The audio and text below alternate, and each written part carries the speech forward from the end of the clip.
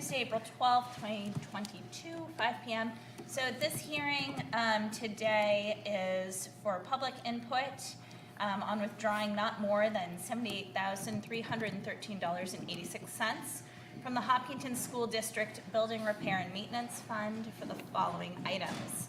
A performance contract payment of $40,631.47, MSS oven replacement of $6,798, HMHS dishwasher replacement for $18,256.39, MSS office RTU replacement of $12,628 for a total of $78,313.86.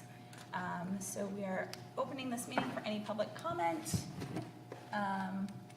or input on these things, and we will. This is an action item tonight, correct? Yes. Yes. Great. Does anyone have any input? No? Okay. Board Yeah, any board input? discussion?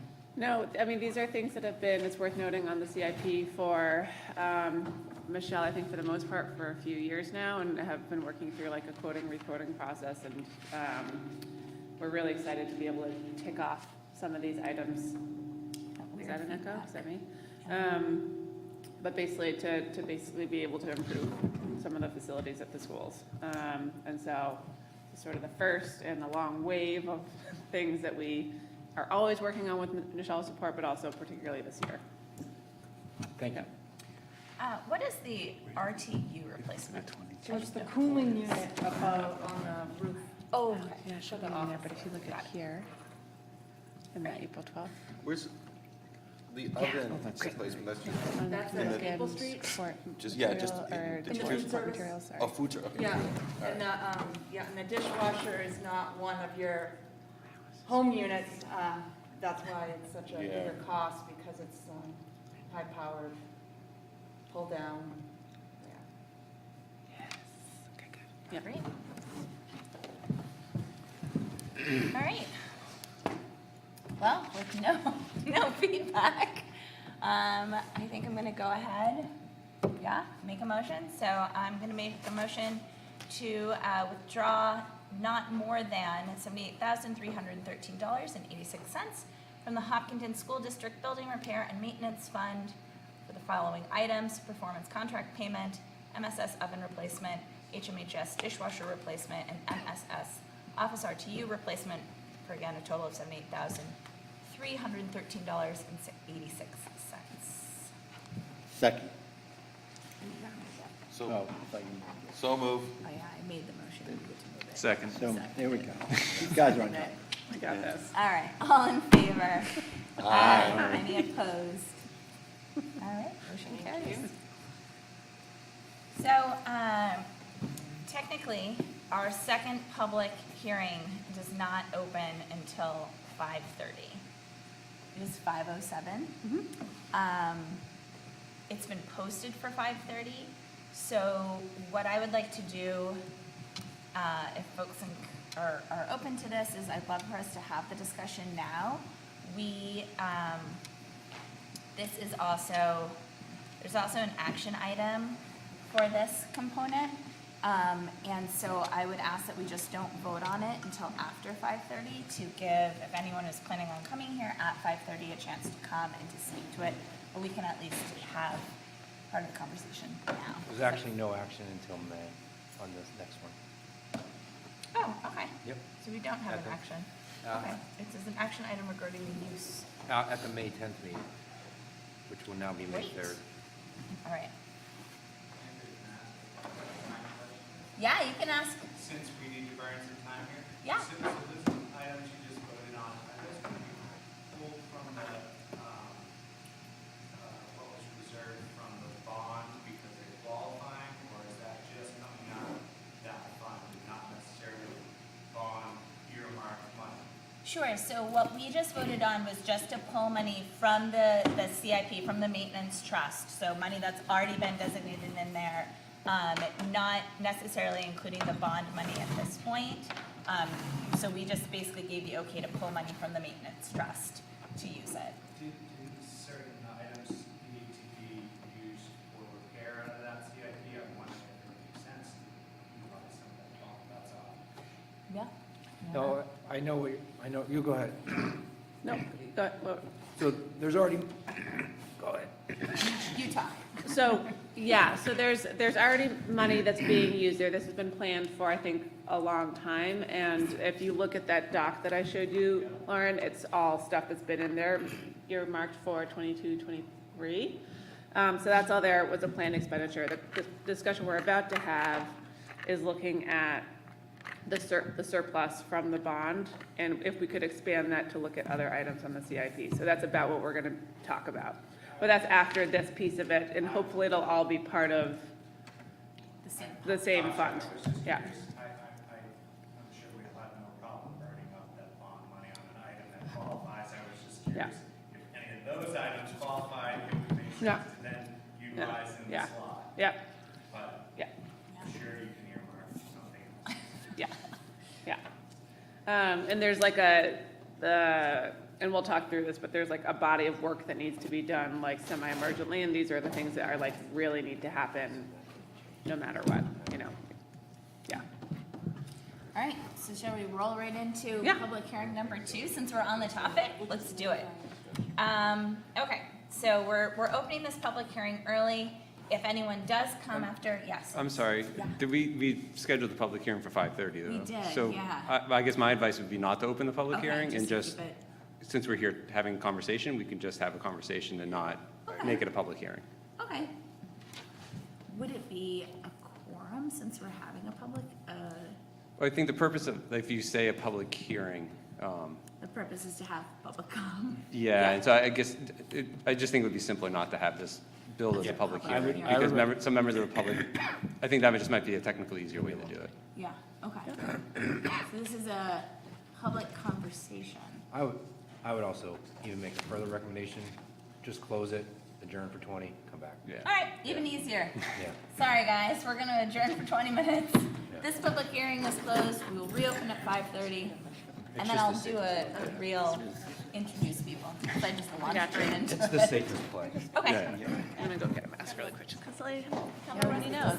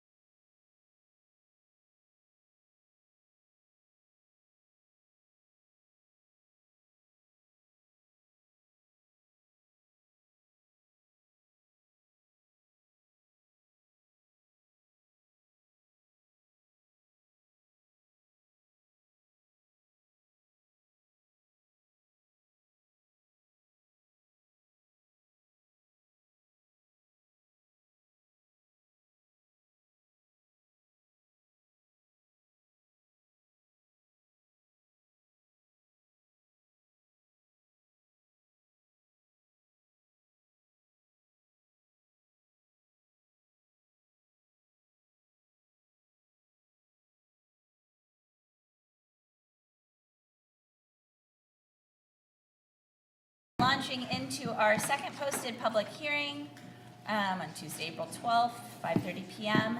So this hearing the purpose of this hearing is to gather input on using the remaining funds from the building project, specifically for CIP items that may be outside of the initial scope of the bond. And so we are looking for any public input on that. So if anyone has any ideas and would like to come up and speak to us. Does the public talk, or do we talk first to discuss our feelings about it? Because like Jim said, we had to just have a Either way, discussion. why don't we start with us so we can kind of set it up? Did you want to set it up? Sure. Yep. So, with the remaining surplus funds from the bond, essentially the way that that was set up was if we were going to use it for things that had only been listed in the bond project, that was going to be flooring and potentially a piece of a roof, which would have been fine, but that's just not the extent of the work that we need to do, nor is it the most immediate and emergent work that we need to tackle. For example, if everyone looks at the CIP, there are 3 boilers coming up in the next 3 years, basically. There's a series of different pieces of the HVAC systems and the RTUs, and there's multiple other areas in terms of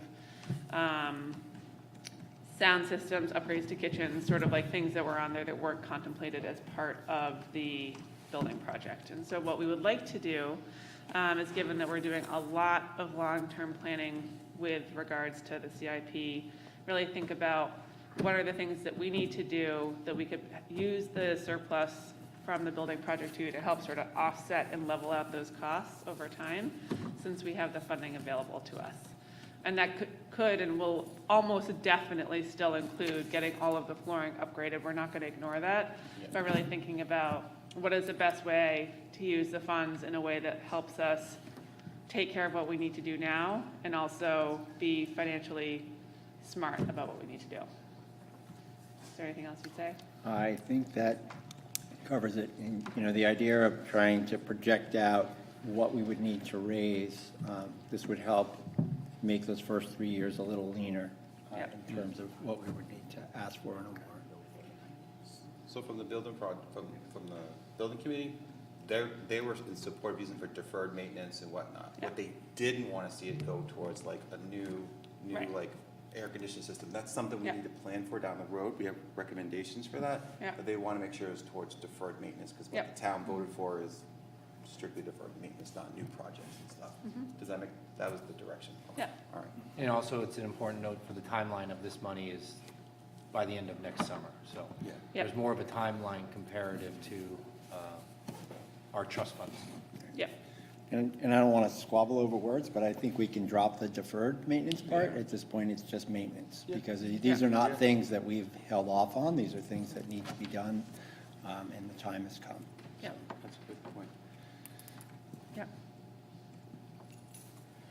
And so for the meeting in May, you would come up with a recommendation of partially the 400,000 or just all of it?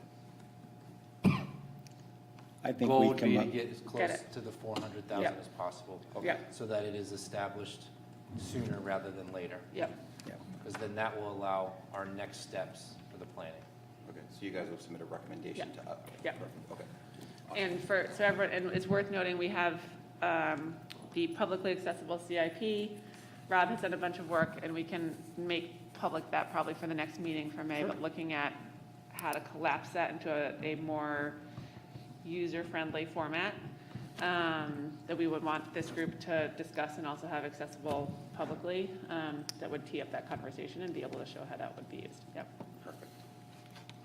Yeah, I think that'd be great if we could have a larger conversation on the CIP, Yeah. what's happening here, because it's still a lot of tabs. Yes, and Michelle, at our last CIP meeting, we can include this in probably broader updates, but Michelle is also talking to other districts about their formats. Rob and I have looked at what the town does, which is a little different because that's like vehicles and like very specific stuff, but there's a couple other districts that have shared with us their formats because we are trying to figure out I think there has to be probably something similar to what Michelle and I use and Rob and Mike of like a lot of information, and then there has to be a format that is much more condensed, that shows you what you need when, and what the next two sort of tranches of time are. That simplified is essentially a table in 3-year blocks. Yeah. These are the things that we would need to do between, 2022 and 2024, 2025, 2027, what those costs were, and then amortize that out over various ranges of time, sometimes 3 years, sometimes 6 years, but spread it in such a way that the goal would be that once we do the warrant next year, that sets the pattern, and then there would be no change in tax rate after that. So And it might actually descend. So with the plan, would we have like a funding level for each year that we would need to do in the plan, basically being able to plan for the, okay. Yeah, Okay. it gets us into like a regular pattern where we can look at what work that has to be done, what has to be raised to meet that work, and Okay. then what can help smooth out. Because our goal with all of the financial planning work that we're doing is to try to, we've seen that with the trust that we've created, with everything else, we're trying to level out impact on the tax rate, so we're not going like this, but it's a reasonable, understandable, So if you're Yeah. trying to keep it the same almost, well, same. okay, Yep, so it's the same. yep, That makes sense, okay. yeah. Which I think is very exciting. Excellent. But it'll give it, Yeah, yeah. Yeah, so I think we'll get into this more, the CIP specific stuff at the next, Yeah. I believe it a May 3rd meeting. Any other questions, input from the board as far as how you guys would like to see this spent? Any questions, comments from the public on how you guys, any questions, all that fun stuff? The microphone is open. Let's just hang out here for a minute. Can you give us the total amount we're talking about? Laura Clement. you should come to the mic so people can hear Yeah, you do you at want to home. come on down? Yeah. That'd be great.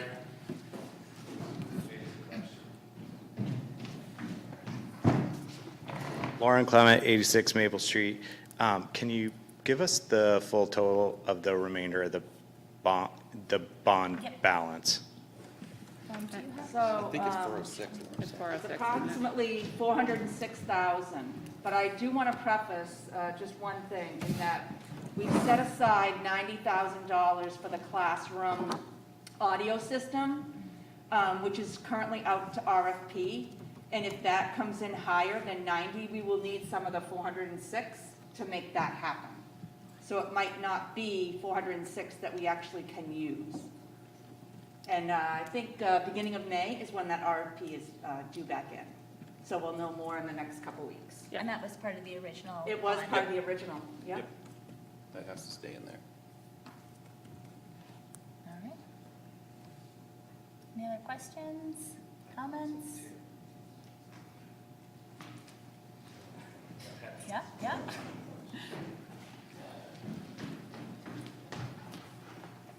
Amanda Gilman, 168 Westford Circle. So at town meeting, what did we vote on putting into the CIP? Town meetings. Yeah. Go So ahead. at town meeting, Yep, we voted to put $200,000 from fund balance, which is a totally separate thing. gotcha. from the bond. Okay. Yep.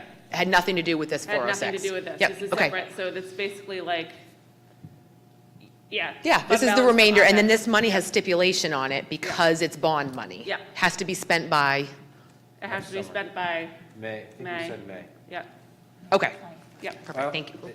I want to clarify that we talked about this at town meeting. Jim brought up making an amendment to the initial vote because we were getting 400,000 back, that he didn't want both 100,000 from taxation. In fact, we moved it from fund balance. That's what. I had 100,000 in my head too, that's Yeah, why. That's how it Okay, connected. Yeah. okay, thank So, you. Yeah, yes. That's where I got confused. Yep. Thank you. Yep. Great. Any more questions, input?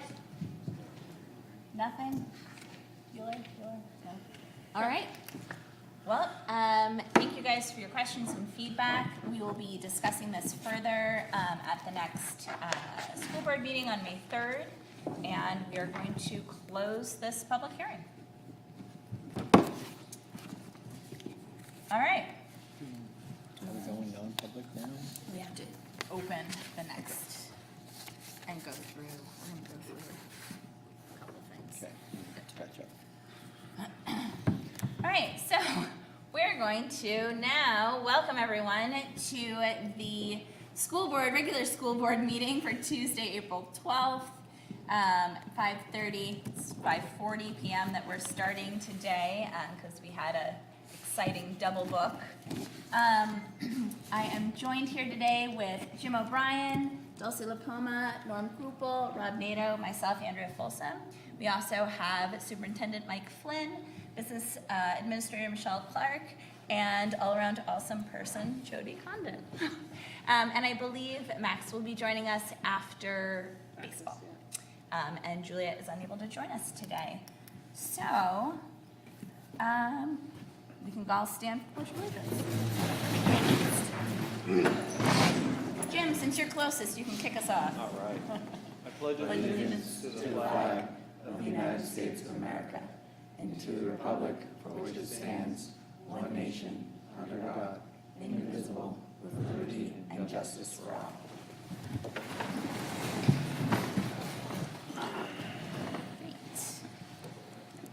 Okay, so to start us off tonight, we have a couple of sets of minutes to approve.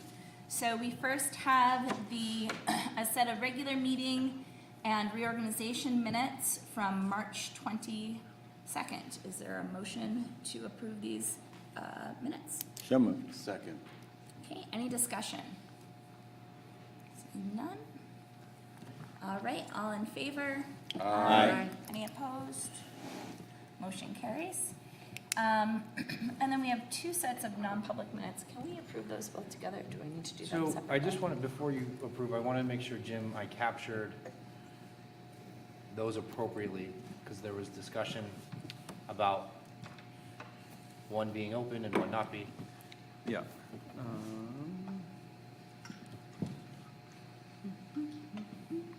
have some things open right now. Yep, okay. So you can approve both those at the same time, yes. Okay. All right, so we have two sets of non-public meeting minutes from March 22nd. Is there a motion to approve those? So moved. Second. Okay, any discussion there? I guess I would just point out that Mike just said that one set of minutes is sealed and then one set of minutes are not sealed. Okay, so one is sealed and cannot be seen, but the other set is available. Great. Anything else? No. All in favor? Aye. Any opposed? Motion carries. Okay. So we do not have any student reps here yet. So we are on to board comments. We have no correspondence to share. Are there any board comments though this evening? Welcome to students from civics, I assume, right? Civics? Yeah, welcome. Welcome. Yeah. I have one, and I think it's in the superintendent's report as well, but I think I will put this out there, and hopefully as a board we'll put this out there to the town to go and support at the State House, but HB 1417, which is a bill that would bring the state back into supporting New Hampshire retirement system at 7.5%, is a big, big deal. So the history is it was 35% at one point, and then it got whittled down to 7.5%, and then it went to 0. And I emailed Michelle when I saw this come across from New Hampshire School Board Association saying, what would this be for us? Like, what does this mean for money? And she emailed me back a number, and I emailed her back and said, no, I want to know how much savings we would have. And that was the number. This would be, in our circumstance, $585,000 of revenue coming from the state, which is a really big deal. So for folks that are looking for ways to support the school district, worried about their taxes, this is a great bill to get behind. Send your letters, send notes, go testify. We need to get this thing passed. It's passed the House, now it needs to pass the Senate. End of comment. Thank you, Rob. Yeah, thank you. And I have nothing to add either. So are we, So I just texted him. yep, I'm waiting to hear back. Mandy's here, ready to go. Okay. So if you want to move the agenda around to have Mandy report out as a director, okay. we'll wait till Mr. O'Shaughnessy shows up. Okay, so just to let folks know, and the board is aware of this, so we do have a need for a non-public session towards the beginning of our meeting this evening, because we will be meeting with district council. When they get here, he has a limited amount of time. He's going between meetings, and so we're gonna have to be a little flexible with our whole schedule tonight. But since he's not here yet, Andy, wanna come on up? Thank you. So I'll be as brief as possible, so if he comes, I'll cut it short. Really, it's April, so ESY is on everybody's brain.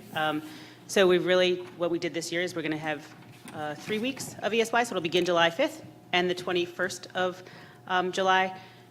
Last year, I think most years, even before I came, it was 3 days a week for 4 weeks. This time, we're going to do it 4 days a week for 3 weeks. Same amount of hours we've always offered, things like that. What that extra week at the end of July does is allows a lot of our staff that would teach ESY to participate in responsive classroom professional development, which lots of them are interested in, and I really don't want to have to teach the last week of ESY because we have no teachers. So we really manipulated that to make sure, obviously, if there's other kids who need something different, we'll do that, but for our general ESY, it'll be those 3 weeks. It'll also be 4 hours per day versus 3.5. So Harold Martin will start at 8 and end at noon. And the Maple Street and Middle High School will start at 8:30 and end at 12:30. Simply bus route finagling will make that a little easier by that delayed start. So that's really with ESY. We've gotten a lot of applicants in already, so thank goodness. So that'll be great. Continue to work on the framework groups. We split it up a little bit, so kind of separated, instead of working as one large group, split up into smaller groups and really started focusing on what each group needed separately, and then we'll come back together to kind of say, okay, here's each silo, now let's bridge and see how we all work together and do that in that way. So we're just continuing to keep working on those, and it's coming along great, and it's pretty exciting to see where it's going.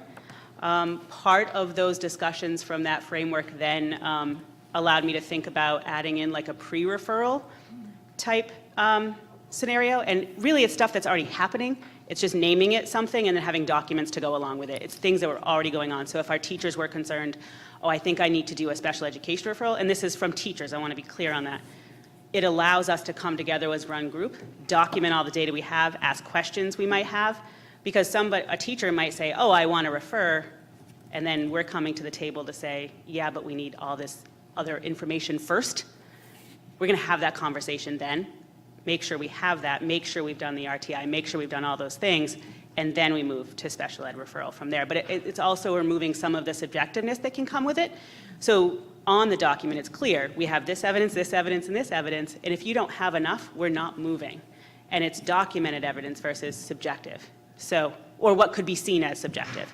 So that's really the big happening so far. It's just really trying to prep for ESY and then thinking about next year at the same time. So any questions for me?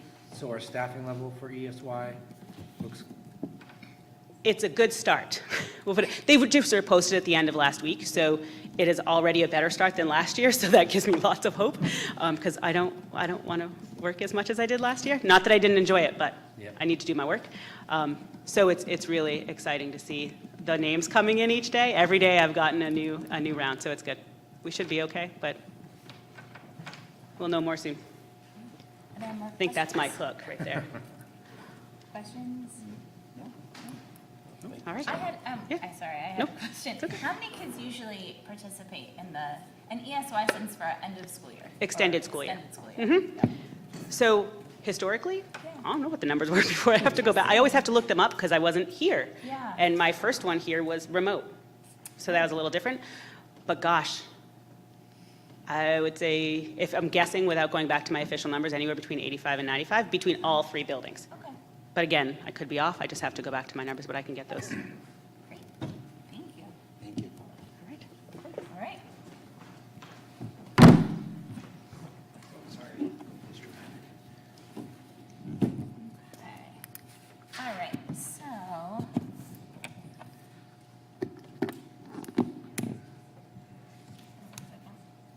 I do see, So he's here, so you can go back to agenda 1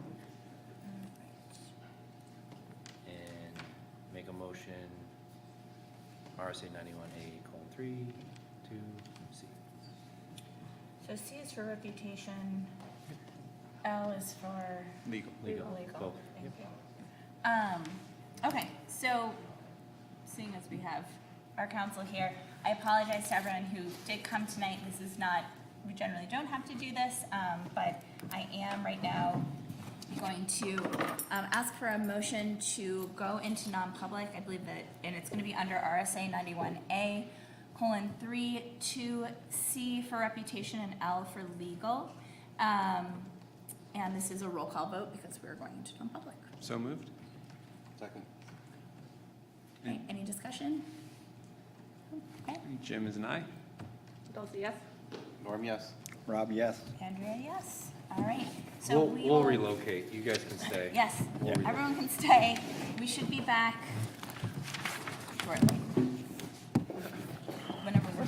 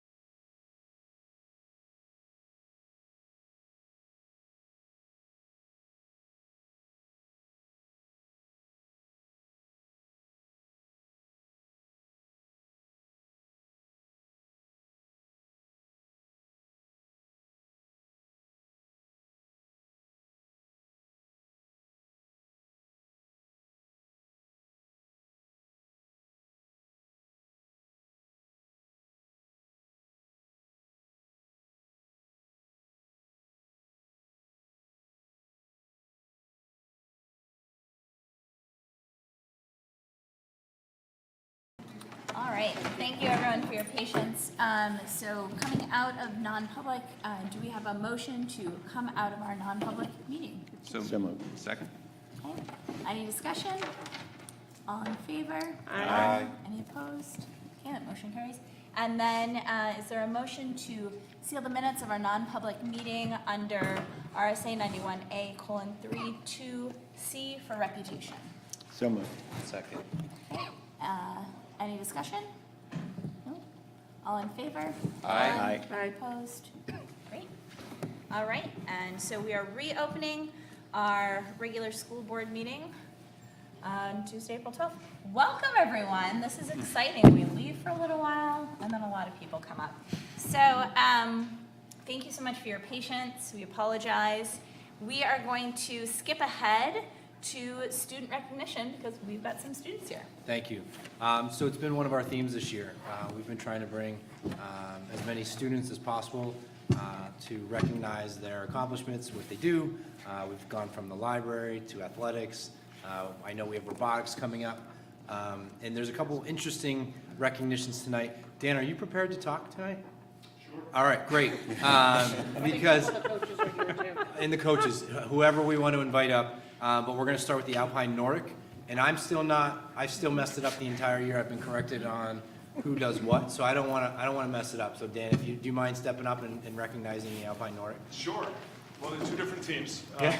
Should I do individuals first, or you want to do the teams first? I want to do the teams first. Teams Yeah. first, fantastic. Okay, so we had two state champions this winter. Both coaches are here, and we've got a number of their students who are here too, are athletes. Unfortunately, the boys lacrosse game continued to go late, and we've got a number who are doing different sports tonight, so not all could be here. But I think the boys Alpine team is here. My coach is right here, so Bob Berliner and the boys Alpine team. Would you like them to come up and say something? Yeah. Were you guys prepared? We did not prepare. Andrew was always prepared. Andrew and Garrett, I've seen you speak off the cuff, so let's go. All right, well, I did not prepare a speech, but I would like to thank our coaches, Bob and Pam Berliner and Billy Chapin. They were amazing this year, and they helped lead us to our first victory in over 20 years. So thank you to them, and thank you to the team. That was great.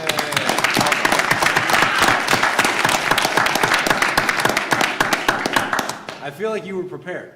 That's Andrew. Coach Berliner is back here, too. He is retiring after 20-plus years of service here. He's been a fantastic coach, and he's going to be missed, but thanks to Bob. Hey, Bob. And our second state championship team was the girls Nordic team, and Coach Rob Roth is here with the girls Nordic team. I'm sure one of them would like to speak as well.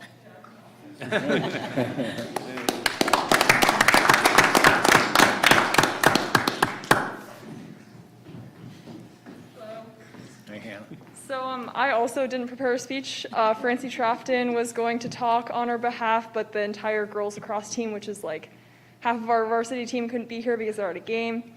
But yeah, so our season was amazing. I don't even really know what to say about it just because it was that good.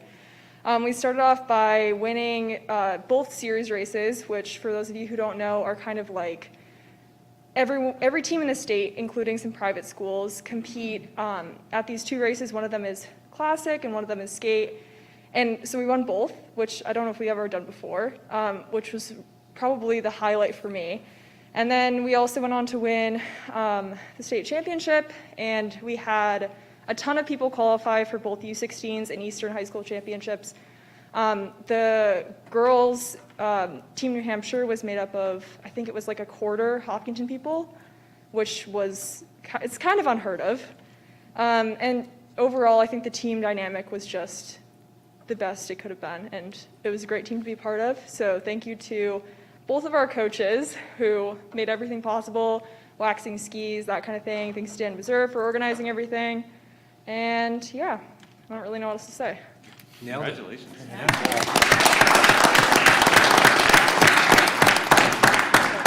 So individually, we have 4 individuals this year I want to really mention, and the first 2 are our ski Meisters.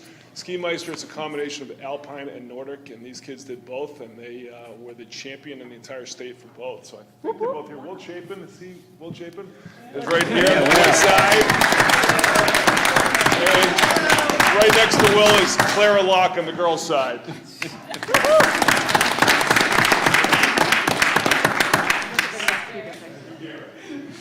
So I have two others I'd like to recognize. And the first one, we have one girl who's a swimmer and has been swimming here for 4 years. It's kind of tough to do that because we kind of piggyback off of Bow High School.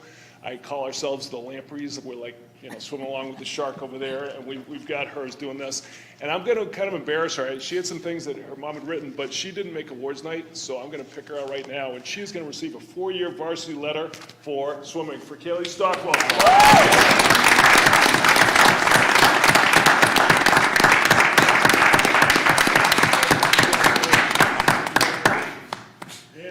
Goes anywhere else. I also got this in the mail the other day from the NHIAA, and Kaylee is the fourth, I should have brought my glasses, the fourth place in the state in Division II, 200 freestyle. Congratulations, Kaylee. And she is second place in Division II in the 100 breaststroke.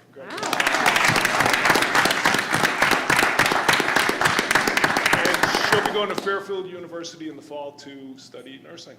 All right.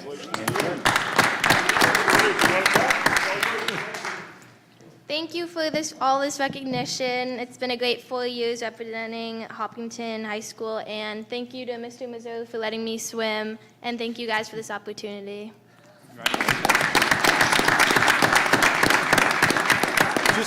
Just real quick, I have notes as well. Sure. That I think it's important to note that Dan does a great job of providing opportunities for all of our kids, no matter what niche they're in. But she also swims in a private club team, which is, now that I have a little swimmer, I get how busy it is, right? And same with skiing. It's not show up at the gym, shoot some hoops, no offense, Max, and then go home. But it is drive to a mountain, drive to a pool, drive to an event. So she recently competed in the Eastern Zone Sectionals in Buffalo, and she swam in 3 finals, placing 4th, 5th, and 18th. So that's a pretty big deal. Congratulations.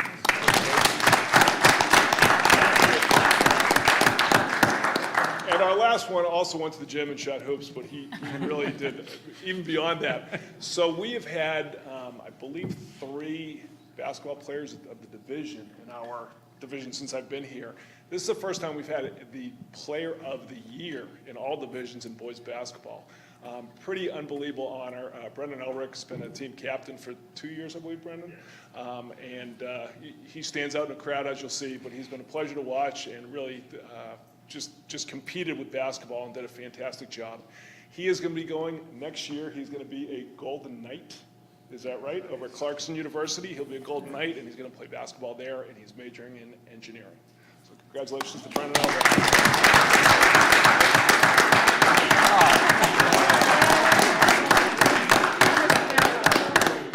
I would like to see some comments from Mr. Elrick.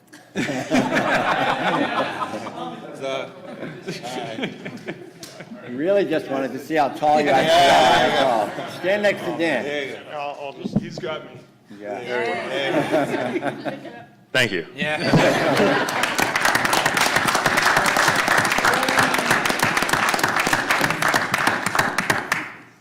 I think, again, it's a compliment to our coaches, 22 years. You coach anyone up here? You guys? Oh, well, Mr. Berliner, I had you when I was like a kid. And Madden, yeah. It just goes to show the commitment of both the students, the staff, and how the parents, I always acknowledge the parents, how much time and effort's put into their kids. And we reap the benefits as a school district for all the support they have in different areas. So congratulations to everyone. Good luck. Good luck. Anyone else out there that's moving on, good luck. But thanks for taking the time to come in tonight. We appreciate it for sure. Thank you.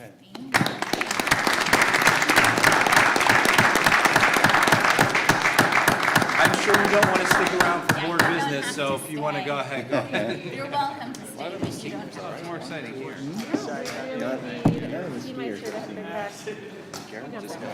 Yes, you mentioned that. Oh, yeah? Like, Bye, Mr. Reserve. That would be great. Hey, girls, I love the yellow hat, by the way. I didn't put pressure on Rob to do a speech. The yellow hat? Oh, you don't know? I'll send you a picture. It's got to make the Instagram. Oh, the Sendo Vision one. Yeah. Sendo vision. Wait, you have to send us a selfie with it. And I will. On Hopkinton Hops. Okay. Okay. Oh yeah, that's another thing. If you want to have a more full recap of the season, follow Hopkinton Hops on Instagram. Yeah, Rob does a great job with It's that. really worked. It's a good, On the good, Facebook. it's a lot of fun. They're great. All right, we're back to a full house. Excellent. So we'll go back to strategic plan, is that fine? Yeah, I just wanted to check real quick, since Max, you weren't here with us in the beginning. Did you have any, student rep comments that you wanted to share? I mean, there's no real pressing matters. I feel like people are excited for spring fling. I think that that's been definitely an exciting thing, considering we haven't had anything like that since, 2 years. right before we got shut down. It was kind of like the marking of, when it all ended. So maybe it's kind of the marking of it starting or ending again, depending how you want to look at it. So that's kind of a cool thing to think about. But yeah, I think everyone's just happy, excited. Spring sports are starting, so it's good times here. Awesome, thanks. All right, now we can go to strategic plan. Okay, strategic planning committee met before the school board meeting. Our consultant, Rick, we met to review the final draft, which became not the final draft because we made more edits. So I'm gonna meet with Rick, I think we talked about Tuesday, to take what the committee recommended this evening, final it, send it to the board for review as well, and then he's gonna come on May 3rd to present the final draft, to put that in motion. So I said it to the committee, and I know I had an arbitrary deadline of town meeting, and it was a great goal, but once we started going through the process and the investment of the community, over 1,100 responses, and the time it took to flush all that out, I think it was the right thing to take our time, get it done, and you guys can speak to it if you'd like, but I'm ecstatic about what we're gonna present. Anyone? I think the first thing, I asked is that, when you guys see it, if any changes or anything you want done, it has to be done in public. It can't be one of those things where you can just email for a change. So once you get the recommendation from us, that was an important question to ask, because you guys ultimately are the ones that are going to be approving it. And if you have something in there that you feel that's really important, it becomes a board discussion. And I would just comment or commend Mike and Rick on the process. It was interesting during the meeting today. We got a ton of public input into what's gone into the strategic plan, and so even today's conversation, we're making edits. It kept going back to, like, what were the public comments? What were people saying? Did we receive this from the community? And so it wasn't created by this board. It wasn't created by the committee that was established, but it really came out of all the public comments that came in, which is really pretty cool to see, because it was unclear how that was all going to work, but we did get, poor Rick said he had an avalanche of public comments to sort through, and which is great. It's a great avalanche to have, so I think it's a good plan. In one of the most discussions we had with sustainable energy was most feedback from the community that he said to me that was one of the most in the strategic plan he's seen out of all the districts. So it was pretty good to see that being really highlighted in our plan. So. That's great. All right, so we can look forward to that at our next meeting in May. Rick will come and present to the community, to everyone, and then you guys can vote to approve. You want me to keep going? Yeah. My name's on a lot of these Your tonight. name is All right. on a lot of things. End of year calendar at the previous meeting. It's in the folder for you guys to be official. I discussed it preliminary at the last meeting, but I need a motion to approve since we're adjusting the final days of school. Harold Martin and Maple Street will be June 16th. Last day for the middle high school will be June 17th. And then the teachers will be returning on the 20th and 21st to make up their contractual days. I take that back. Yes. Yeah. This will be the last year we have this, by the way, overlapping last days. So the staff at Harold Martin and Maple will come back on the 17th, and then the 20th, and then middle high school will come back on 20 and 21. Middle high school will come back on 21 and 22. 20 and 21. Don't look at the blue dates. That's the no later dates. Yeah. Can I ask a quick question about about the February break? So it just seems like we're a week later, or is that just the way things lined The up? February break of this year, I wasn't here last year, but there was, so the state sends out recommended dates each year. The state of New Hampshire recommended the week of the 21st, but that overlapped with Massachusetts. So then the state of New Hampshire moved theirs back a week, which basically landed in March. So So next year it falls back to normal. Okay, Yeah. so Mass messed us up, got it. Can you just one more time tell me the dates for P through 6? Last date you're talking about? Last day for students, P through 6, is the 16th, Okay, and then 7 through 12? 17th, Okay, for students. Yeah, got it, okay. yes. Staff are, yeah. But you guys will be done. Seniors get done. So I'll make a motion to approve the calendar as presented. I'll second. Great. Any other discussion? No? All in favor? Aye. Any opposed? All right, people can plan their summer vacation. And we'll send that out, the building principals will send that out through their weekly communication, we'll have it on all that, we'll post it, so it's out there for end of year stuff, all right? And have we seen the draft for next year? Did we already- You've already approved that. We already approved it, right? Yep. That is posted online too. Right. Yep. All right, I think this is the most exciting thing that you guys get to do, and that is renomination of staff members. More specifically, our HEA contractual staff members. I know it was a little different process for you this year. I gave you first read. We had discussion as necessary. I'd like to add that there were 2 new names placed on the renomination list that were not there previously for your consideration. And if you have questions, we would have to go into non-public. But we're excited. We've had our administration.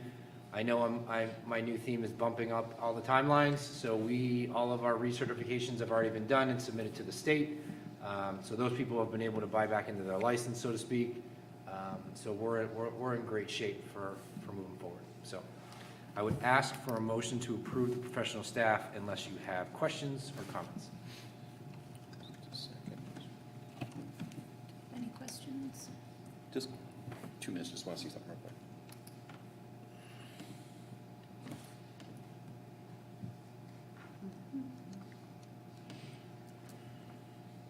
And tonight, Mike, we're looking at HEA or HES? HEA. You will see HES on May 24th. I just wanted to clarify that. I thought you said support staff. All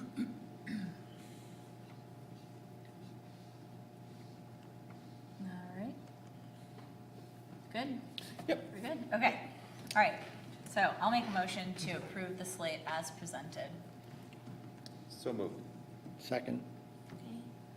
Any discussion? All in favor? Aye. Any opposed? Okay. Well, All thank right. you for that. There you go. It's like I said, it's a big deal. We'll issue contracts as soon as, I think we said, Yeah, they'll be ready for Friday. yeah, so we'll get those out earlier than we ever have, and start that process. So thank you guys for that. Great. Skipping student, and where are we now?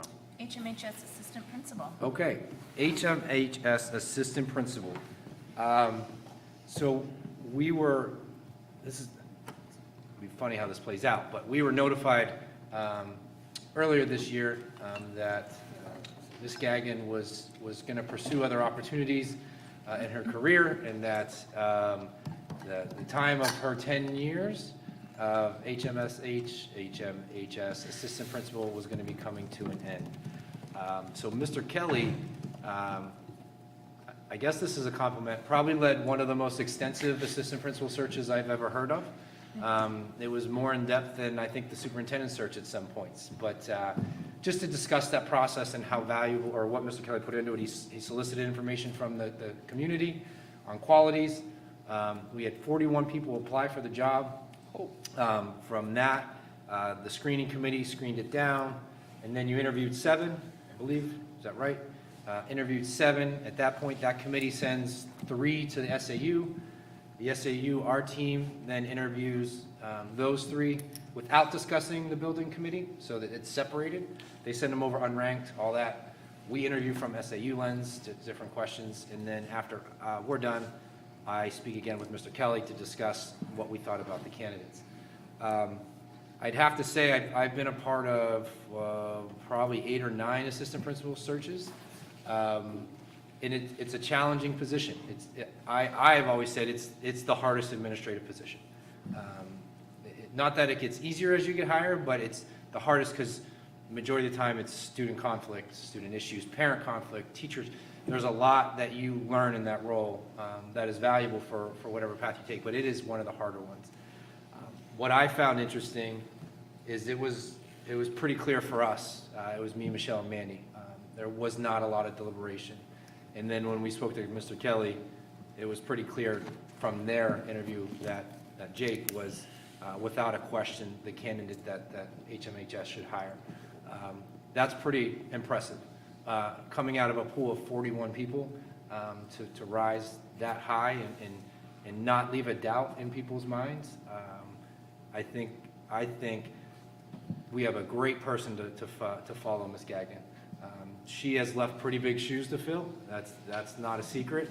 But I know I don't have a doubt in my mind that Jake's going to be able to rise to that occasion. So, Mr. Kelly, you want to come down and say a couple words, or? Sure. All right. I do now. No. That's my job. No one's prepared. Makes me look good.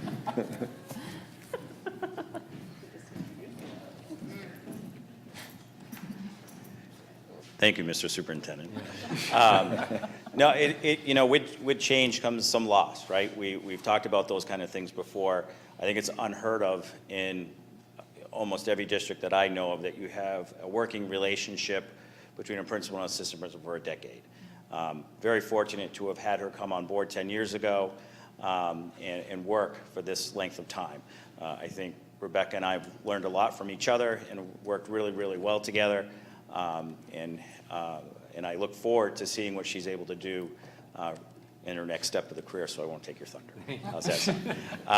But I'm also very excited, as Mr. Flynn said, I thought it was a very extensive process, but a worthwhile process to make sure that we found a candidate that brought a lot of the qualities that we look for in any staff member, from that caring lens to a lens of what's best for the student. And that's something that I think Ms. Gagnon has really put into that role, and continuing that was important for us as a committee, and it was extensive. And it wasn't the choices that we had to make when we got to the point of looking at a rubric that I had designed to kind of keep us on track of making sure that we were looking for specific criteria, and did we check off the right boxes.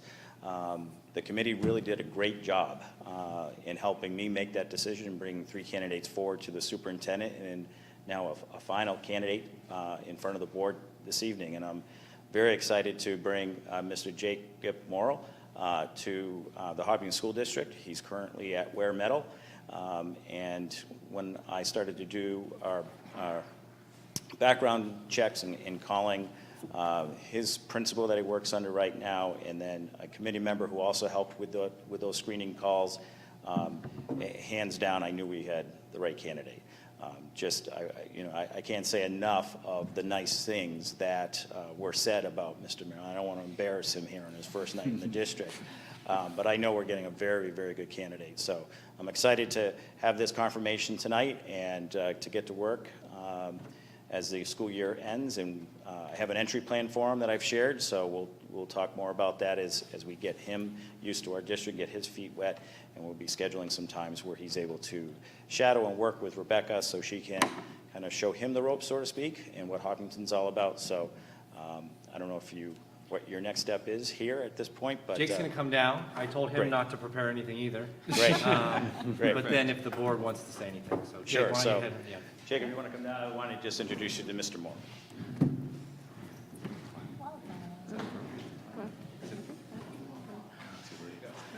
Hi, everybody, and thank you for embarrassing me and saying lots of nice things. That was very kind, and the process I thought was very valuable. I got to talk with some students and faculty, and my overwhelming sense from everyone was so positive, and I love the energy of everybody that I got to talk to, so I am also pretty excited to be here.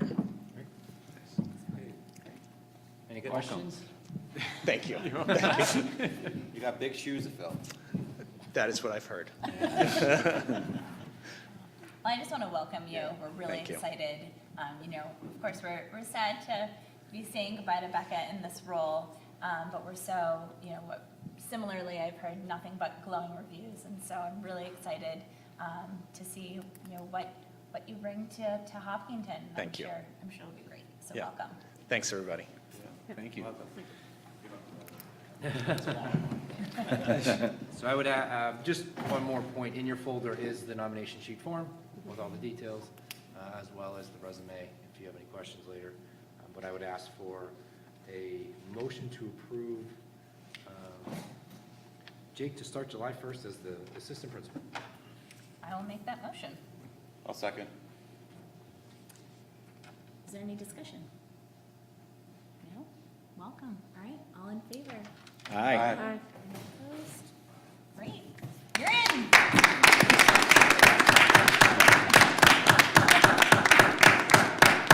Yep, the school board handshake. Nora, on behalf of all of us.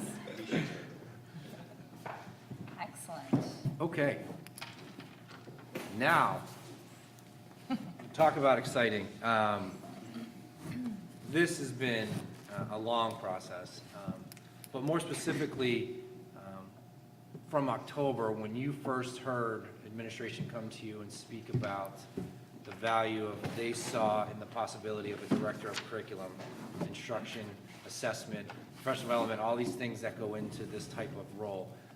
You heard it specifically from admin on the value they saw, right? Return on investment, however it may be. And then at that time, it was we got to be careful, right? We had numbers in budget. We knew that was appropriate. But through that process of the budgeting process this year, we were able to evaluate target areas that we could reduce spending or reappropriate funds. And with some of the things that have occurred this year, Michelle, who is a budget master, I harassed her probably weekly. Are we there yet? Are we there yet? To make sure we wanted to support this position, but we wanted it a zero increase on the budget, right? So it's a new position, but it is not, the budget's not going up because of this position. We are able to reallocate staffing and all of those things to make sure.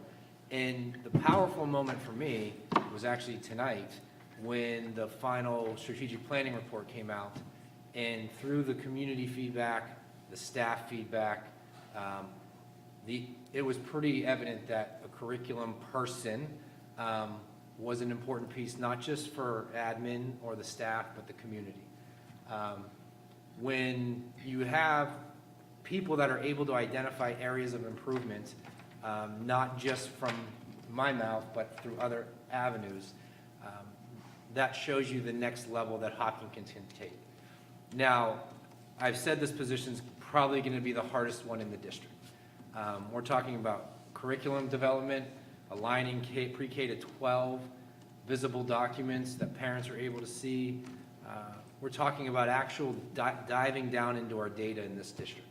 What's going on in classrooms, what's going on with our assessments, where it is a full-time job. And then add on professional development, personalized instruction for adults. What do they need? Not what a math teacher needs, does a social studies teacher need, not what the second grade does fourth grade. Having someone that's their full-time job now is to focus on those areas.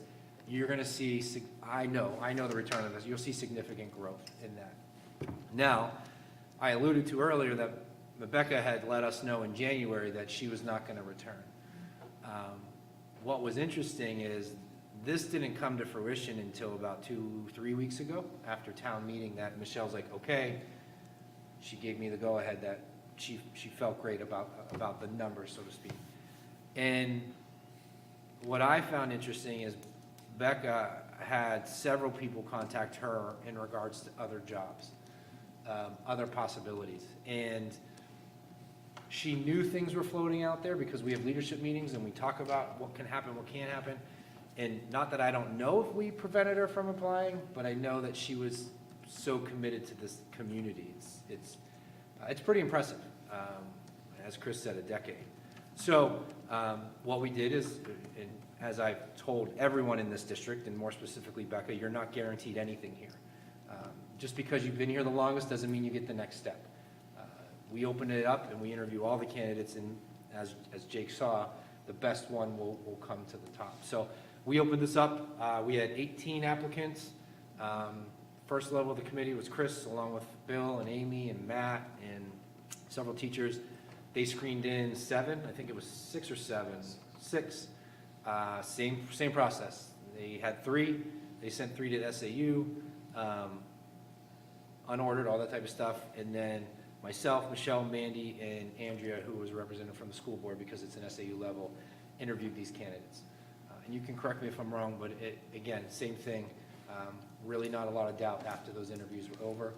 And then when I spoke with Ms. Doyle, same thing was shown at that point. So I'm more than ecstatic to present Rebecca Gagnon for nomination for the Director of Curriculum, Assessment, and Professional Development. So I know you're not prepared, so you can come on. It's the theme of the night if you want to come on up. You gotta. And you can certainly ask her any questions you feel you need to. Please, because she doesn't speak a lot. Yeah. I guess I just want to say I'm incredibly grateful and excited. My decision to move out of the assistant principal job was. Oh. I think I've kind of said it all along. I love Hopkinton. I live here. I'm very invested in the community. I don't necessarily want to go. I just wanted to grow. And I'm just grateful. Thank you very much for taking the chance with me. I am very excited to work hard. I love to roll up my sleeves. So this is a great opportunity, and thank you. That's all I have. Just stay there for a second. Yeah. So Okay. in your packet is the same nomination sheet. There's a little difference between Jake and Becca. I am still negotiating with Becca because of the timing of everything. It's been a whirlwind. She wants the job. That was the thing, and I wanted to make sure we got it here for the 24th. That number, I will communicate with you probably by tomorrow, whatever it may be. But I just wanted to make sure we made it to the board meeting. So I would ask for a nomination for Becca for the position, depending, I'm trying to think of the right word, depending on the number, just for your final review type of thing. Even if you care, I know you care, but do you know what I mean? Could we make the motion so it's pending final negotiation with the superintendent? Yes. Yes. Perfect. Great. Sounds like Jim just made the motion. I think I did. Excellent. I will second that motion. Any I have discussion? discussion, I have a lot of discussion about this.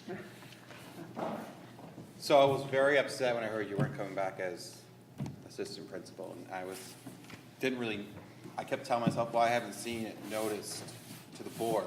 So I was like, okay, it's not here, I don't know what people are talking about, then I saw the post, and, I was taken back, and I heard about this position coming up, and, I had said to Mike, I said, you know what, good luck with that, I'm excited for the whole process, hire the best candidate.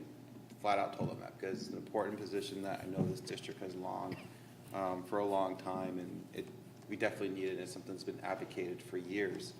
I'm ecstatic that we are having this position, and I'm glad that Mike has determined that you are the best fit for this, along with his colleagues and so forth. And I'm glad you're here. We've known each other for quite a few years, both have kids graduating this year, and I'm excited to continue working with you in this district and to learn from you, because you have brought a lot to this district and your leadership. And I just want to say thank you for continuing your work here in Hopkinton. That's very kind. Thank you. Any other discussion? I will also discuss. So I have had the opportunity to work with you on the Curriculum and Assessment Committee this year, and I think that it has been no secret that we've heard consistently through teachers and admin just how much this position could really benefit all students in Hopkinton. And I know that that's really been a focus of ours this year. And so I'm also so excited to see you move into this position. And now you can really, again, similarly, I'm excited to see what you bring to Hopkinton. So thank you for being willing to stick with us, but also thank you for being the best. Thank you. Yeah, go ahead. Well, I have so much to say about Becca, but I'm going to talk about Mike maybe for a second. Good. Which Mike hates. No, but, so I know our budget process was fun this year. It was a challenge. And I know we had a lot of discussion about what to do with this position, whether or not we got it into the budget. And I think for some of us, it was disappointing when it didn't make it into the budget. But I would just say, Mike, you stuck with it. You told us that, this was a goal, and we all agreed this was a goal. Yep. And I just want to congratulate you and Michelle and others for really sticking with this, because it would have been easy to not gone through the next year and then try it again in the next budget cycle. But I just think it's great for the community to know that, through your management and Michelle's management of the budget, that you're able to find the money, probably giving up some things, but in order to get here, for what we all consider to be a critical position, and then to find the best candidate for that position. It's just a really cool story to see that from the board perspective. So thank you. Can I just flag a couple of things? So, no, but I think it's helpful because I think people who don't necessarily have high school kids might not know Becca as much. And so like a flag that comes for me when I think about this is there is the preschool, kindergarten through 12, right? And so you want to think about someone who can speak to all of that and pull the threads together. And Becca, in a prior life, was the Director of Assessment and Technology. So for those technology pieces, I think that's really important. And also you are certified for elementary ed K through 8. And so your experience can, I think, speak to all of that, just for the community to know, since you have been the assistant principal for a bunch of high school kids for a good long time. But there is a body of prior work and certification and education that I think will be outstanding. So thank you. Thank you. Yep. And I guess the last piece for me, I've known you for a long time as a colleague, and sometimes it's good to have somebody from outside, and sometimes it's really good to have somebody from inside with the institutional knowledge that can move things. And I think for what you've got in front of you, that institutional knowledge is going to be really critical. So I think it'll make you very successful as we move forward with the position. So congratulations. Very happy for you. I'm excited to learn more too, so thank you. With that, all in favor? Aye. Any opposed? You're in.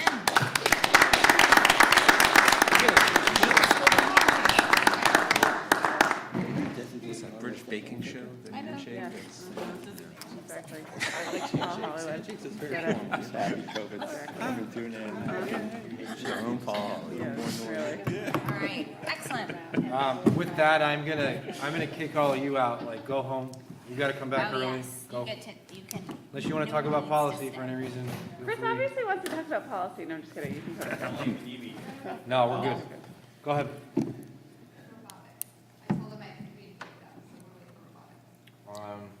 Jody's on that. I missed what you said. Robotics isn't coming tonight. They're not coming tonight. They canceled on us. They have another meet coming up, but they're gonna come back. There was too much going on, so she emailed me. Yeah, that's why they're not on the agenda, because she had so much going on that she felt that it would be better to push them for a couple of weeks. I think that you are looking for approval for a trip. Yep, Yes. that's no, I'll talk to you later about that. We're good. Okay. That's approved. Okay. Yep, Okay. Well, that's what okay. All right. Thank you. All right, thank you, guys. All right. Now it's the exciting part.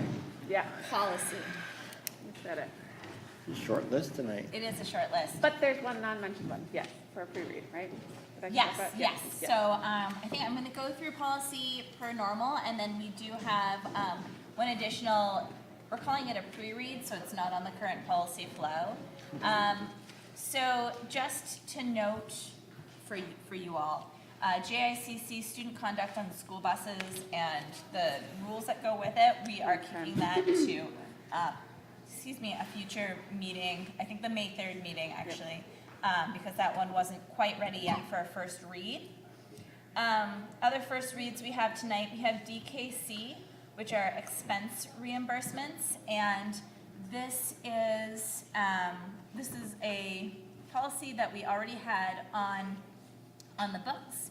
It is also a required policy for us to be able to sign our assurances for our grants. This one was recently required.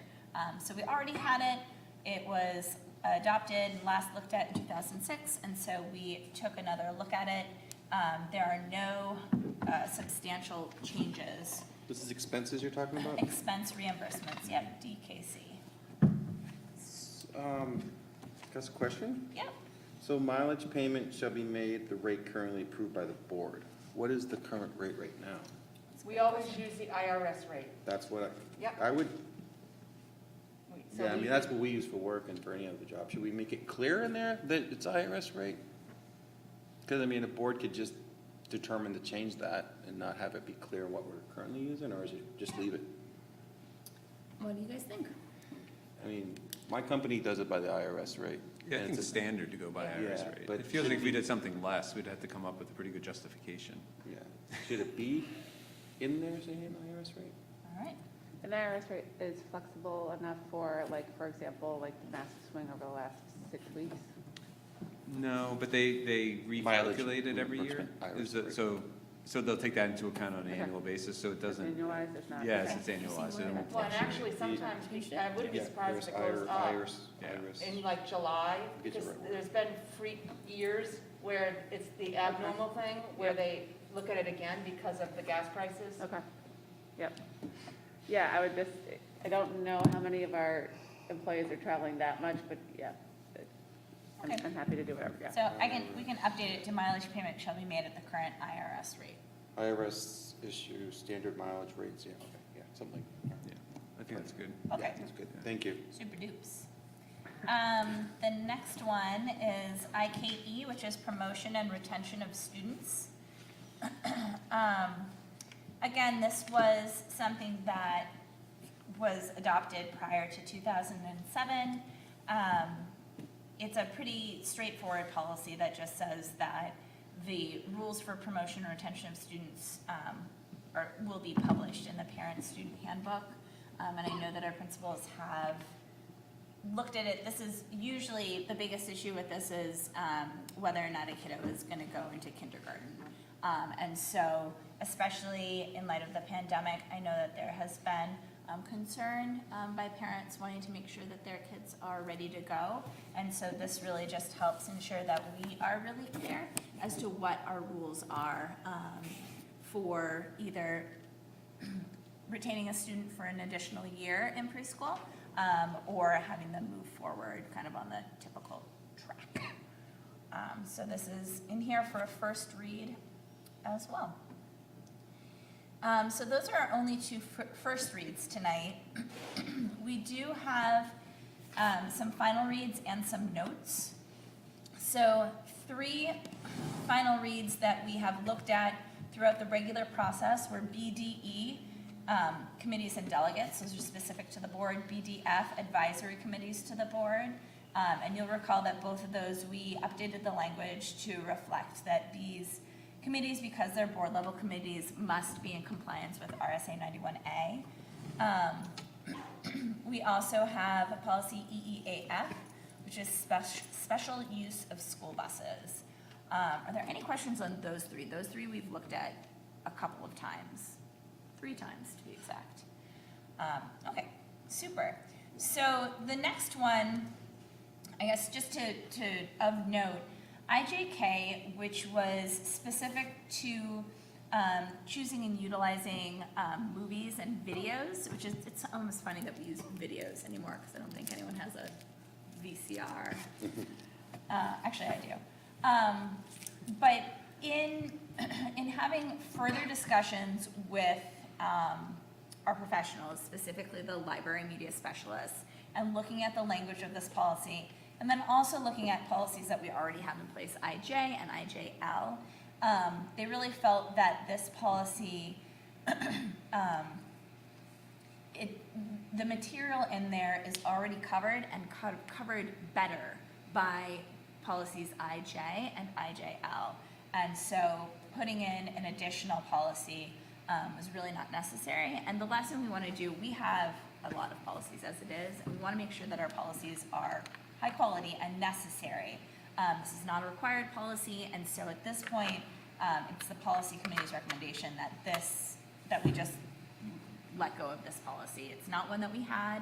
It was one that we were looking at. It doesn't seem like it will fit our district very well. So we're looking at not moving that policy forward into fruition. Are there any questions about that? Okay. And then finally, we have policy ILBA, which is Assessment of Educational Programs.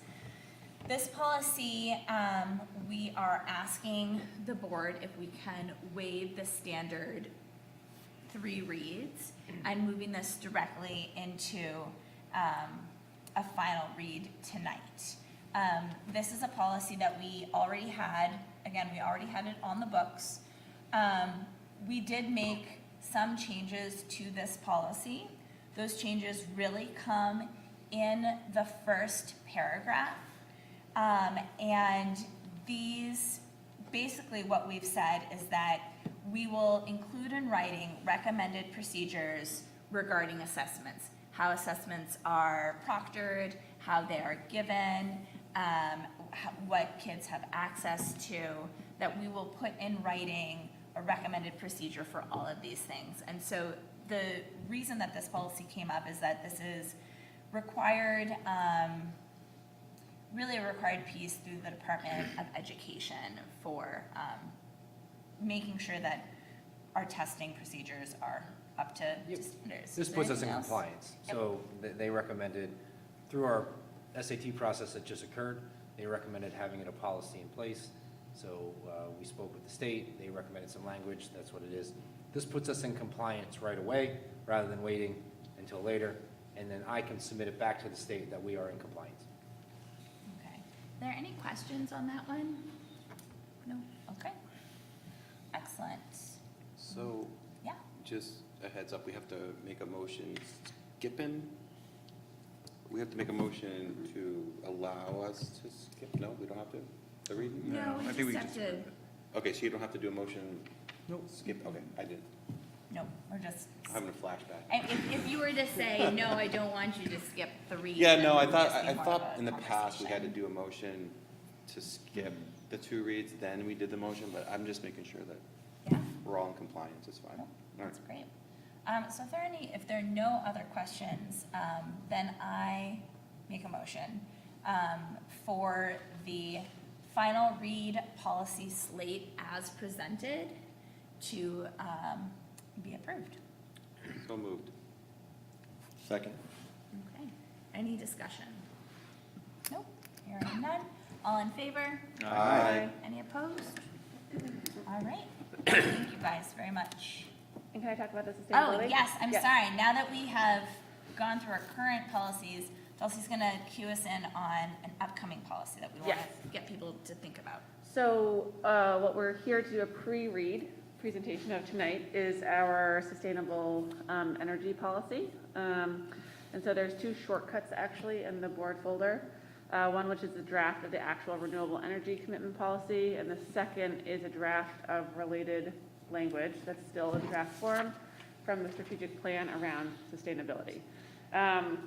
We wanted to provide sort of that strategic plan language so that everyone could see, to Norm's point, what has been talked about, what is the feedback from the community, what had the community, including our staff, students, administration, broader ecosystem said were sort of our strengths and weaknesses and opportunities. Then moreover, there are 2 discrete goals that were identified. One around what we're providing in terms of education around sustainability and research and practices related to that in the environment. The second one around the actual efforts for the impact and work that we're doing to be more sustainable and achieve implementation of those practices. So you can read all that. For the actual draft policy, I think that hopefully everyone knows there's been a group of students that have been very proactive. And Cooper Kimmel-Renz and Simon have been outstanding and worked to do this and to bring it to the policy committee. But this is basically being able to put into words that we would like to start to transition to renewable energy. The things that I think are worth calling out here are that there's a separate date for energy sources, for electricity, and for heating, with two different sort of milestone dates in there, and we can talk through what that is. And we have two people here that I think work in sustainability, and then I think all of us care about it. I think I can say that. And there's a couple other pieces in here in terms of like what is defined as renewable, how we might achieve that, what counts as being part of that policy. I'm really excited about this. I think that there have definitely been districts across the state that have started, and towns that have started to make this move. It's something that I think our community has called out, and so I'm excited to be able to start the discussion. Yeah, and there's a lot of energy behind this. You know, I'm still attending those meetings with Cooper and all them, just as a parent, hanging out in the background, you know, listening. And, you know, they know that the next domino to fall is this board making a goal and approving the strategic plan. So once this gets approved, it'll go a long way in the community. Yep. I think the last two pieces I would say are that I think everyone wants to also dovetail this into the CIP, into financial planning, because obviously being able to be sustainable needs to be something that we can financially achieve as a district, and it involves like physical facilities of the district. And so if you have feedback, Andrew and I are both here and are happy to talk through it, but we want to make sure there's enough time to really discuss this as a board. Yeah, so we wanted to bring it sort of as a pre-read. I know this will go through 3 reads. The first official read will be next week. Not next week, next meeting on May 3rd. So I guess we would just ask that folks, give it a good look and just be ready for that conversation. Unless you have thoughts on it now. My only thoughts on it are the same when we met with the Students for 100 is the 100. I think that, I don't know. I don't know what energy it will look like in 2050. But to say that we might not have some backup generator somewhere that's fueled by propane, it's a nuance for me, but the 100% is just something that I just think is difficult.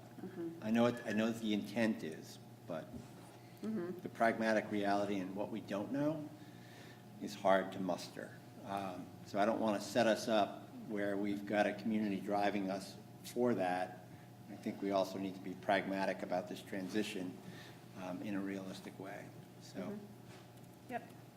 And I share some of the same thoughts, and then I think there's 2 pieces, and this can go to further conversation. I think having something in here about cost effective is going to be important, because we could have a goal, but in terms of the technology and getting in the district, it might be less affordable than other options, and so that'd be one area. And the other one, I think we should have a conversation about some of the definitions of what we're including as renewable, because I would say hydropower, I would not want us to become hydropower owners. So anyways, there's things I think we could talk about in terms of what's renewable versus like what's sustainable, what we want to see. Totally. Yep.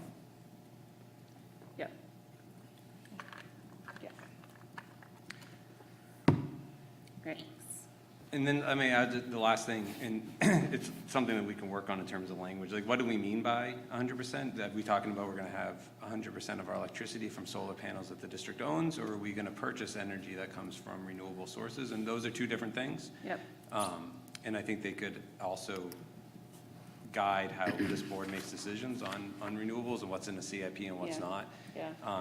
And so I guess my mind is that it's not stuff that we have to own and have Yeah. here. And so I just want to make sure our policy is going to reflect some of that. Yeah, I had talked about that, because I was like, I don't know if we can physically, based off of where and we talked about this, how the schools are cited, like do 100% on-prem generation from solar. So like, there might have to be would have to be a multi-tiered tax, yep. Yeah, totally. I think we'd just have better financial results if we did that. Yep, totally. Darcy, does this correlate a little bit with what the students are trying to propose to the board regarding? Yeah, So we've worked this is through the- multiple, yeah, we've been in discussions for Yeah, a year, yep. okay. Yep. So you guys have been discussing with them their proposal, because me and Jim kind of started just. Yep. Okay. Yep. Okay. I just wanted to make sure we're on the same page with Yes. history. Okay. Yep. Great. Totally. All right. Yep. Awesome. Thank you, guys. All right, so the policy committee will do a little more work on this. We have a meeting next Friday, I believe. I think we have a meeting coming up. I can't remember exactly when it is. off the top of my head. I can tell you. May 4th? No. No. May 3rd.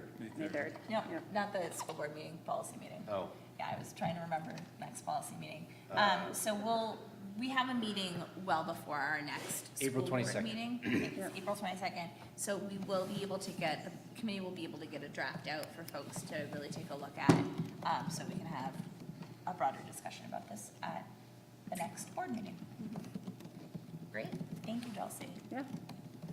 All right, we are on to the consent agenda. Great, thank you. Sorry with my dry cough here. So starting with personnel, in Schedule B, you had already approved the hiring of the coaches, but I wanted to just review it to have a better idea that we have 2 coaches, Ari and Lauren, that what we've done is we currently have a JV softball, middle school softball, assistant varsity softball that are on the books. What we've done, kind of like we did with skate, remember skate coached everything, I think, in the fall? So what we've done is we've combined middle school and JV to combine some of the payment, and then the varsity assistant and JV combined. So really, there's a savings, believe it or not, savings of $1,171, but I just wanted to come back to the board to say that we reallocated some of the payments so that we can appropriately staff ourselves, all right? Okay. Excuse me. In regards to resignations, it's that time of year as well. For as exciting it is as people, we renominate them, it's also a time where people decide to choose different paths if necessary.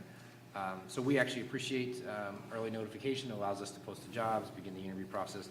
But as you can see on there, Caitlin, Ashley, and Marie have submitted their letters of resignation. Okay? And then, thanks to the board, we reopened early retirement. And there's one on here, so that's Pat Roy. We want to acknowledge years of service, and I'll get to that in a little bit. There's also one pending, and I figured I may have gone too far, but I figured you guys would give me the opportunity to work with this person. There are a couple dominoes that we're trying to align. While Pat's on here, on the May 3rd meeting, there may or may not be another one, so I'm still working on that. If you have questions, you can certainly ask it in non-public. Norm? Is it closed now? Like, not closed, but that pending one, can no one else go to you now and ask? Yep, it's closed again. We had a deadline of yesterday. Okay. But the one I'm working with, information didn't come to them in a timely fashion. That was on my end, so we will be settling at 5 for sure, and then the 6th is pending. Okay, so we were at 5, that's great. Yeah. That is great. It's great. It's congratulations to Pat. I mean, how many years, Michelle? I mean, I don't even know the number. It was 10, I think. yeah, so, great service here, and we're in the process. All right. So the reason why I went all right is because job postings, we made it a priority to get ahead of the job market because everyone's competing this year. I think Salem has 33 openings. There's going to be a massive competition this year. So we've posted math, social studies, special ed. Those interviews are happening this Friday, Monday, Tuesday of next week. So hopefully by the 3rd, I will have multiple people with nominations to move forward so we can lock people in. It's an important part, so just wanted to note that. Any questions on personnel? Sure? All right. In front of you is skirting at the tables. I asked Jody if she could make us a little bit more professional. So Jody has spent time measuring and ordering and clipping. So I just wanted to thank Jody for the skirting for sure. Thanks, Jody. Thank you. I wanted to reiterate that there's a couple RFPs out. One of them is in regards to grounds. We've talked repeatedly how our curb appeal and grounds need to be, I don't know, just nice. That's the nicest way I can say that. So there's one out there. We will walk through tomorrow. And then there's one out there for, what's it titled? SAU renovation. Yeah, we'll call it SAU renovation. Yep. And the real reason for this, both of these RFPs, is I want to be prepared. You guys know me, I bumped timelines up earlier. So what I've done is in anticipation for our May meetings, when you say, hey, Mike, fund balance is this, what do you think? I want to provide you with real numbers. I don't want to come with, I think this, and then you say, well, go do that, and then I have to, like, so this RFP is out there is for looking at the SAU, siding, windows, flooring, office space. We found out we're living with a lot of bees today. So that's what that RFP is out there for. There's no movement on it. We wouldn't move without any support of the board, but we feel that our due diligence would be to provide you with accurate numbers at the end of the year when we start making some of these decisions. So is there a third one out? Oh, we're going to ask you for The classroom audio. That's the. Yes, the FM system's out, which we mentioned earlier, which was a part of the building project. We put an RFP out for flooring and got no bids. So Michelle's going to talk to you about that in a second. But that's where we stand for RFPs. Norm, I see you're leaning in for a question. It was for the financial people. So when we get a number from the unreserved fund balance, you guys will make a recommendation for Article 10, and then these items potentially, if you guys feel is appropriate action with board discussion, would come up to you, to us as a recommendation. Yeah. I mean, of course, with Mike's support and Michelle's support, but I liked how we did it last meeting and how we discussed what we wanted to put towards Article 10. You know, it's important to replenish as much as we can for the future. I didn't know if that was on your radar, that you guys would be doing again. Finance meeting scheduled for May the 4th, I believe. I mean, no one else liked it. I mean, I liked it how you guys presented us with like options and stuff. Yeah. No? Yeah. Yeah. All right. I have a question on ground. Thank you. Yeah. So this is great that we get things up to snuff. I know our maintenance staff is pretty strapped. So in terms of maintaining things so they don't get ragged again? It's a great question. And Michelle, I'm getting to know the stuff. Up to snuff, I like to use that. So once there's far more than a spring cleanup needed, but once we clean up, let's just say re-edge, remulch, replant, all those things, we're currently in the process of reevaluating that department in the ability to do things. So I've talked to her because in my previous district, we leased out grounds and maintenance for regular mowing, all those types of things. So we're interested in seeing these things come in first, and then when we meet with these people, what does it take to maintain it? So I don't know if that will require another RFP. So we're in that process on how do we maintain our grounds, because strategic planning, we don't own the fields, but they're gorgeous. They're maintained by the town. Our simple curb appeal, dirt/grass, we need to do a better job of maintaining. So I can anticipate me coming back to the board saying, these are the things that we've come up with. Which avenue would you like to select? Thank you. Yep. I would just like to put a little note. So the PTA, I know, the Hopkinton PTA, has had donations of mulch and has actually gone out there and done a bunch of cleanup, especially at Harold Martin and Maple Street. And I know that Tracy Martin does a whole bunch at Maple Street as well. So it's not that we don't have people doing things, but a lot of it has been piecemeal and volunteer, which is super appreciated. But I think, Yeah, and it's not to discredit that at all. It's once we're up to snuff, when someone volunteers their time and they come and just remulch, it's significantly different than mulching, okay? So that's what we hope to maintain, and we can continue those relationships for sure. That's great, thanks. All right, I don't know, I've had multiple discussions, I don't know if it's bringing back or reinstituting, but we're going to, as the district, come together as a whole, not individually through buildings, and we're gonna have a retirement party on June 8th at Bull Meadow for all the retirees of the district. As I explained it, we used to rent out Atkinson Country Club. Retirees would come, they get a table with their family, and then someone roasts them or congratulates them however they felt necessary on the way out. But the board, I would ask that the board is present. We invite the retirees, who they want, anyone else from the district, former staff, former faculty, whatever it may be. Jody's working on all those details. Invitations will be coming out. But that is something that I can't wait for, to bring everyone together and honor the people that have spent a lot of time in the district. So, questions on retirement party? And people would get tickets Can we for roast this. people who retired a couple years ago? That was, as I said, that was. That's you. He Kind can of co- thought you did that every meeting.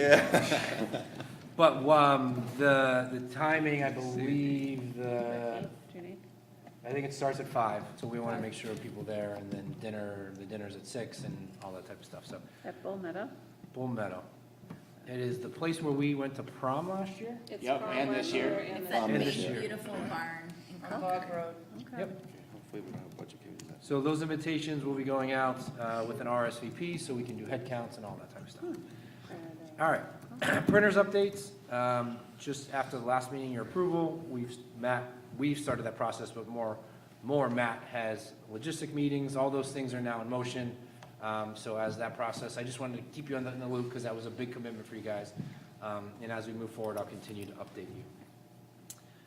Also with Matt, when I first started, one of the big confusions or community discussions was around the one-to-one Chromebook stuff. So I said to you guys at the beginning of the year that we would have something by May or June to communicate to the families on what to expect for next year, because we will be shifting and all of that. So I know Matt and the leadership team are working on some specifics, but we'll communicate that end of May, early June, so that families can have an idea of what the new expectations is for our one-to-one. Congressional earmarks. So I wanted to bring this up because Matt also, this is the Matt train right now. Congressional earmarks had become available. We were notified by Mr. O'Brien. So Matt submitted a plan for a STEAM lab to update our lab to just be state-of-the-art. I haven't heard back from them. I know there's timelines, so we're still working on that. But as we said, we submit, and the worst they can say is no. If they say yes, then we get a STEAM lab. So I just appreciate Jim sharing that and allowing us the opportunity to submit something. So thank you for that. And this is STEAM as in science, technology, not, Yeah, science, technology, engineering, math, it's not a spa. art, yeah. That's be like a steampunk. I know Mandy mentioned it earlier, but on our grants, we're going to be sending out almost 30 teachers for responsive classroom training this summer. It's a big deal, and it'll be grant funded, which will be great. And then I shared with you at another time that the administrative team will be attending a law conference to receive training on law stuff. All right. TEP update, we met last week. We have a great foundation in place. We have some goals that we're moving towards, and I believe that we might have some implemented for the start of next school year, so that was pretty exciting. And that's the teacher evaluation plan. Yeah, I should start writing it out. Teacher evaluation plan. So next would be HEA and HES.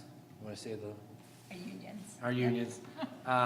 Those contracts Jody's been updating the language and reformatting, but those need to come to the board for official signatures. So you'll see those in May, FYI. Also excited to say that we've entered into an agreement with DocStar, another Matt thing. I'm keeping Matt busy in the spring. We are going to be transitioning our SAU and then all of our buildings. I don't know if you've ever been to the SAU, but it is files full, just everywhere. In the bathroom, they're actually located, some of them. So We are going to be transitioning to scanning them all in, starting with us, moving to the buildings, and then it'll probably be a 6-month process, and then eventually we will be all digital for our filing. So we will no longer have excessive filing cabinets. If you haven't noticed in your principal newsletters, there's the Bright Future Survey that's out there from the state of New Hampshire. I would encourage you to fill it out if you have time and take a look. I know I have a lot to say tonight. Almost done. Out of our safety and security meeting, it's telling me that we need to go.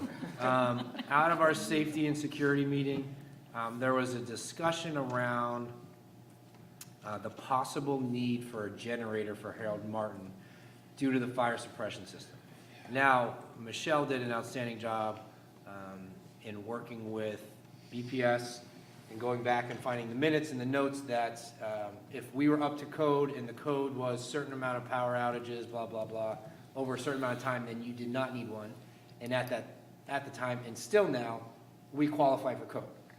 But there was discussion at the board as we get to the end of the year stuff, the RFPs, to maybe solicit a bid or a possibility of what it may cost, and then bring it here for discussion. Not necessary as we meet code, but it's another mitigating strategy if we need to. Norm, I can see you leaning in again. I'll let you finish first. That's it on that one. So it was my first meeting at the, safety, and it was requested that we would get a quote from the police, fire chief. But I want to know if there should be a discussion with him on the information that you guys got. I just want there to be mutual understanding. I'm happy to look at a quote as a board member, but I would like there to be some communication back to the fire chief saying, listen, this is what we have based on BPS and information, just so we continue our positive relationship with them. Yeah, and that's something that can come through the next committee meeting or setting of the time. I just wanted to bring it to this level because it is a board level committee, and and the chief, we take everything he says serious. We follow up with it, and if the committee wanted a quote, we can access the quote, and then the board can make, remember, it's a board decision, we won't take any action or not from there. But I would want to provide you with the appropriate information. All right? Should we ask for an RFP?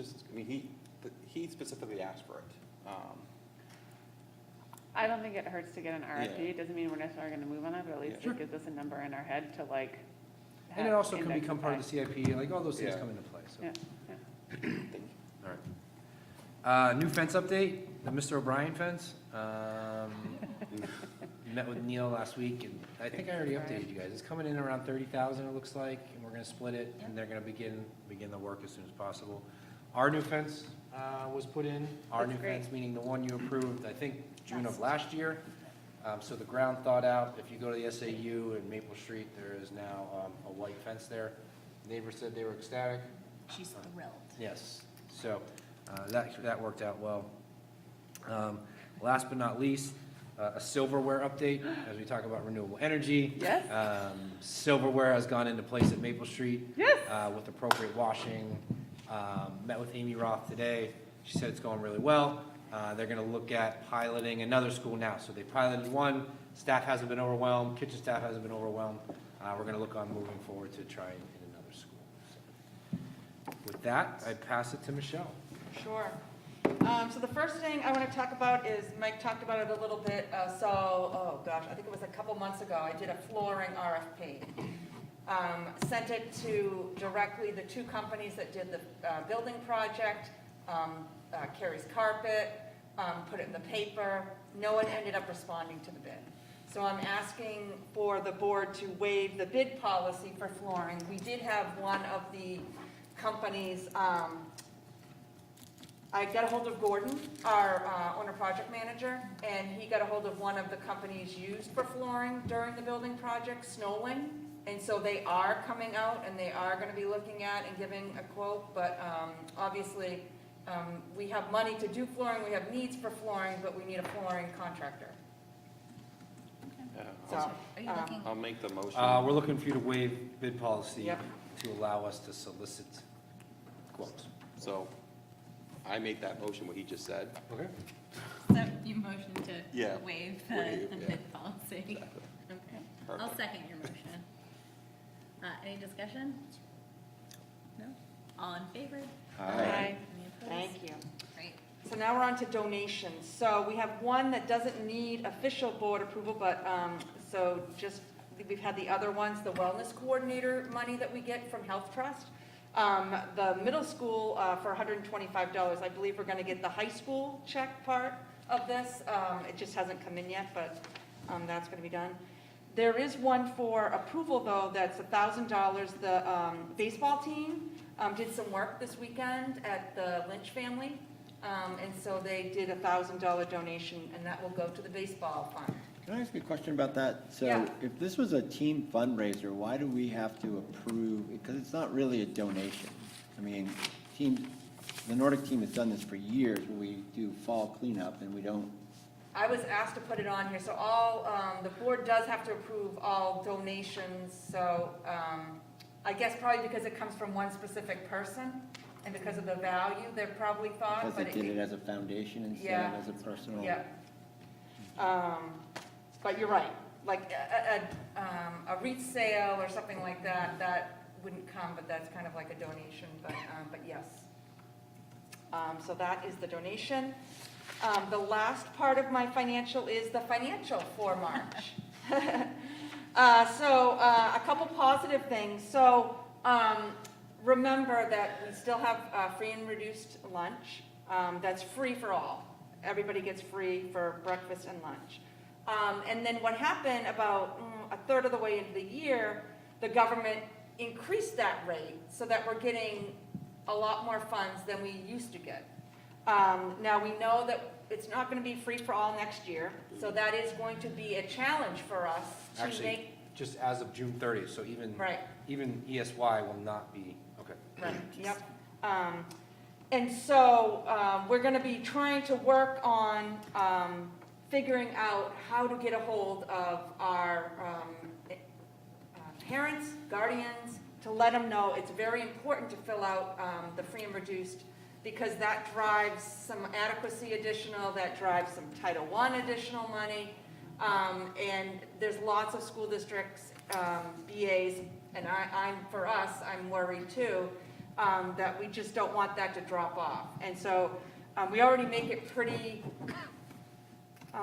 easy to not be identifiable, especially because it's not like when I was a kid, I had a card, you know, if I was a free or reduced and everybody knew, you know, nobody knows because you have your own card. So, so anyways, but why I bring that up is because you're going to see that food service deficit is not that much. And honestly, knock on wood, because we have no wood here, but I wouldn't be surprised if we don't have a deficit this year. Wow. Yeah.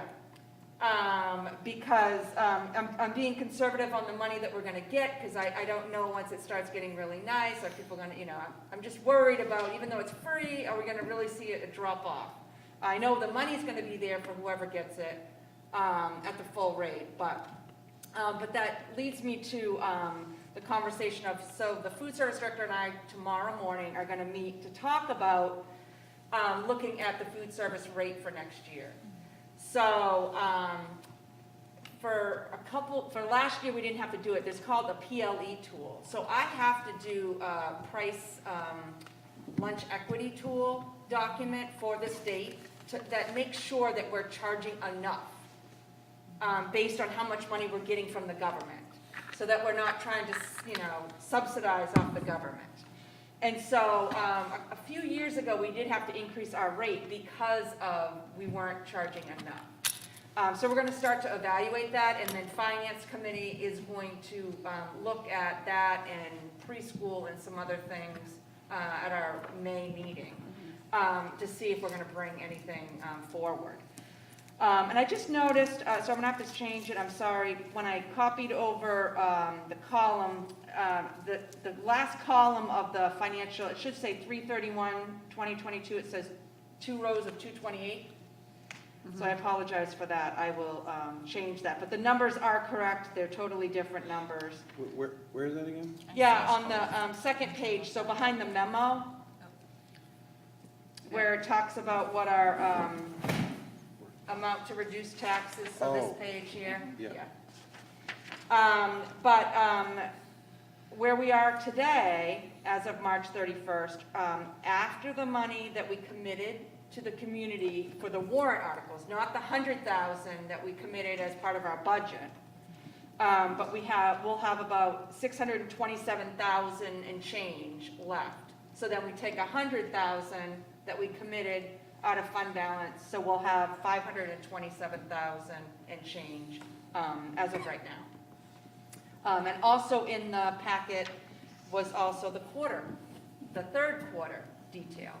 And so soon, at the March 3rd meeting, we'll have, even though it'll be very early, so I won't have it done much before the meeting, but I will have, because we're going to start talking about things, I want to have another update before the March 24th one. Sorry, May 24th, yeah, sorry, I don't want to go backwards. No, we don't. But I'd happy to answer any questions if there are any. Just have a quick question about Article 10 and where our cap would be. Yeah, so I will look at that before our Okay. May I think meeting. she emailed the finance committee. I think you did. Whatever, we'll talk about it. Yeah. Yep, I think it was like 7:34 or something. Like that. yeah, it's, I will definitely, Norm? No, is it possible to have this updated for tomorrow, Michelle? Before I send it over to the budget? Or I can just use this and I can walk. no, through no, it. no, I mean, You don't have, I can use this. no, I can change it when I get home tonight, because tomorrow I have meeting after meeting after meeting after meeting. I mean, it's pretty straightforward. No, I think it should say 3:31, and I apologize, I just barely saw it. Is it, Yeah, is it does need is to she be just changed. talking about this right So here? it'll be This should be online. up there? Yeah, That should go up. yeah, it's the top. At the top. The top. How it says 3/31/2021, Oh, Michelle, you don't- 2/28. Yeah, it's just the date. I thought it was a number. No, Oh, don't- no numbers are wrong. Oh, no, just the your word, date. don't worry, you're good. No, I need to change the date. Yeah, but this will be It's gonna drive fine. me crazy, so. I apologize. I No, was don't misunderstood. apologize, it's all good. You crushed the numbers, that's great. So, Michelle, do you need us to make a motion to waive the bidding process? Do you need an actual? We should make that individual, yes. Okay. All right, so I'm going to go ahead and just make the motion to waive the policy, the bid policy specific to flooring, since we did put out an RFP and had no, I think we already voted on did that. that. did we already do? Yeah. We already did Okay, that. I thought I was. I didn't write it down on my list, I didn't do the so- great job making yeah. the motion. No. You did a fine You job. did great. You did great. Oh, that's right, Norm did it, that's why. Yep. Good job, Norm. All right. Sorry about that. So with Been that, a long then, night. I would look for a motion to accept the consent agenda as presented. So moved. Second? Right, any discussions? Nearly 8 o'clock is when I turn off. All right, all in favor? Aye. Aye. Any opposed? Great, motion carries. Okay, and with that, we come to our public comment. And Lauren, do you have any comments? Thanks for being a trooper tonight and for turning on our lights. Lauren Clement, 86 Maple Street.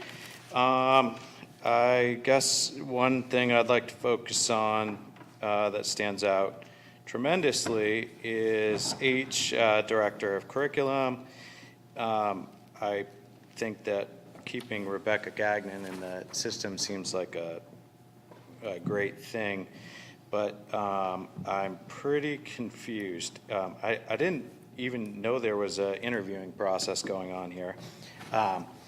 When we discussed, or when you were doing your all-in budget, there was discussion of a curriculum director costing the district approximately $160,000 a year with benefits included. And you said this, I believe Mr. Flynn said this evening that the budget's not increasing.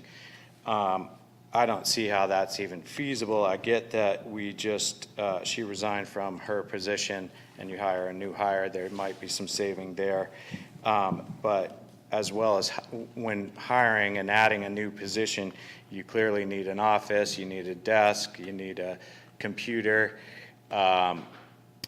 Is this budget not increasing just for this calendar year coming? As years go and the whole duration that they stay, there are going to be increases with that. So I think I don't know how you're going to pull that rabbit out of the hat by not increasing the budget by adding a high-tiered position. And I guess that's where, since I am the only one here, and again, the only one here, two meetings in a row, that's why I'm speaking to this. I guess the other comment, and I don't know if this happens often, but having a non-public meeting happen right off out of the gate kind of stinks, especially since the agenda wasn't up last night to tell us that was happening, and I'm just a little frustrated from that. And I think those are my couple things. Yeah, Jim? Can I just speak just to Lauren's budget concern, just quickly, if that's all right? Yeah, please. So we can increase the budget, Lauren. So the town voted on a budget, and that's what we can spend. And so, even if we wanted to hire Rebecca at $25 million, we can't go above the budget amount the town has approved this for. And so the budget won't increase because we don't have the authority to increase the budget to hire a curriculum director. What we've done, Mike and Michelle have found savings within the budget in order to make the position happen, but that's different than increasing the budget, which we're not allowed to do. I just wanted to address that. Thank you, I understand that. Okay. Mike said the budget is not increasing. Correct. It's not. It's not increasing. It's not, we can't increase it. This year. Next year. That. Next year's not increasing For either. 2022-23. What was voted on is going to be the Yeah, number. we can't. What's been voted on is our budget, that we can't, if the town gives us as much dollars as we can expend, and we can't expend more than that dollar amount. So the next budget we would even be looking at would be a 23-24 budget. And from this new position, there will directly be increases. No. That's not been determined yet. No, I can say the answer is no. Yeah, I mean, Do you This want to posi- talk a little bit about that? So I'm going to keep it, I'll keep it low level. Sure, No. and you also said that you haven't even decided your salary, so that's. No, I didn't say, I didn't decide the salary. I said I'm still negotiating. There's a big difference. There's a window of what I know the number can be, but she also was afforded the opportunity to have that discussion. One simple answer is if we had a teacher that retired who was on the pay scale of $83,000, and now we have hired someone at $37,000, there is now a savings of $50,000 in that salary line. So that $50,000 can now be allocated to a new position. That's just one position. There have been multiple positions that we have seen a return on who we've hired or who we're hiring. That's just one. So the salary line, let's use Jim's example. If the salary line that I'm allowed to spend is $100,000, that number is not going to move up or down. It's going to stay at that number. But it's reallocating the funds to a different position.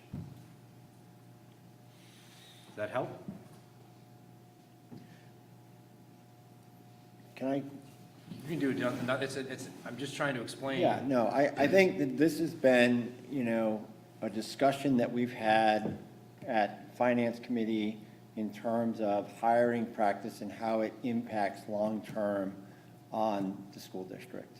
And that if we can hire good quality people coming out of college or with 2 or 3 years of experience as a general practice, that will reap incredible benefits to us, not only in keeping our costs down, but also giving the superintendent the flexibility to do things. Now, that's a sea change from the days not all that long ago. My first round was we were debating about specific positions as a board instead of saying, these are the programs that we're going to run, and let the superintendent make decisions as he sees fit or she sees fit for the school district, if Mike's not here.